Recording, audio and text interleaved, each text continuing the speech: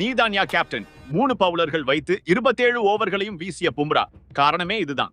Australia அணிக்கு எதிரான முதல் டெஸ்ட் போட்டியில் இந்திய அணியின் கேப்டன் ஜஸ்பிரிட் பும்ராவின் கேப்டன்சி அசத்தலாக இருந்ததாக பாராட்டுகள் குவிந்து வருகிறது. 27 ஓவர்களையும் 3 வேகப்பந்து வீச்சாளர்களை மட்டுமே வைத்து வீசியது எப்படி என்று பலரும் ஆச்சரியத்தை வெளிப்படுத்தி வருகின்றனர்.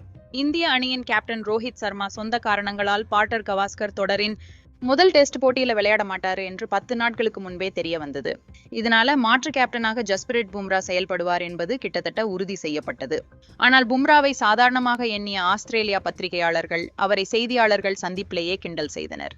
ஆனால் பெர்த் டெஸ்ட் போட்டியின் முதல் நாள் ஆட்டத்திலேயே ஜஸ்பிரிட் பும்ரா பலருக்கும் தான் எப்படியான கேப்டன் என்பதை நிரூபித்து காட்டியிருக்கிறார்.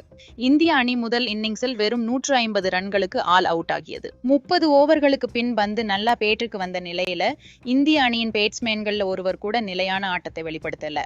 இதனை பவுலிங்கின் போதே ஆஸ்திரேலியா அணி வீரர்களும் கணித்திருந்தனர். இதனைத் தொடர்ந்து ஆஸ்திரேலியா அணிக்களமிறங்கி முதல் நாள் ஆட்டத்தில் 67 ரன்களுக்கு 7 விக்கெட்டுகளை இழந்து தடுமாறி இருக்கிறது. இதுக்கு முக்கிய காரணமாக இந்திய அணியின் கேப்டன் ஜஸ்பிரிட் பும்ரா முடிவுதான் அமைந்துள்ளது. ரிஷப் பண்ட் மற்றும் நிதிஷ்குமார் ரெட்டி பேட்டிங் செய்தபோது ஆஸ்திரேலியா அணி நேதன் லைனை அட்டாக்கில் கொண்டு வந்தது. இதனை பயன்படுத்தி ரிஷப் பண்ட், நிதிஷ்குமார் ரெட்டி இருவரும் சில பவுண்டரிகளை விளாசி தள்ளினர். ஆனால் இந்திய அணி பவுலிங்கில் 3 முதல்நிலை வேகப்பந்து வீச்சாளர்கள் மட்டுமே பயன்படுத்தப்பட்டனர். பும்ரா, முகமது சிராஜ் மற்றும் ஹர்ஷித் ராணா ஆகிய 3 பவுலர்கள் மட்டுமே மீண்டும் மீண்டும் அட்டாக் செய்து கொண்டே இருந்தனர்.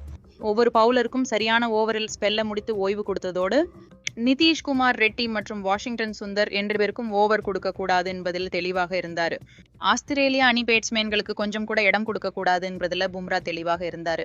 வேகப்பந்து வீச்சாளர்களுக்கு ரெஸ்ட் டைம் கொடுக்கறதுக்காக ஸ்பின்னரையோ அல்லது பார்ட் டைம் பவுலரையோ கொண்டு வந்தால் அது ஆஸ்திரேலியா பேட்ஸ்மேன்கள் செட்டாலாகவோ அல்லது ரன்கள் சேர்க்கவோ உதவியாக இருக்கும். இதனால ஒவ்வொரு வேகப்பந்து வீச்சாளருக்கும் 5 ஓவர்கள் அல்லது 6 ஓவர்கள் ஸ்பெல்லாக கொடுத்து பும்ரா ஆஸ்திரேலியா பேட்ஸ்மேன்களை மிரட்டினார்.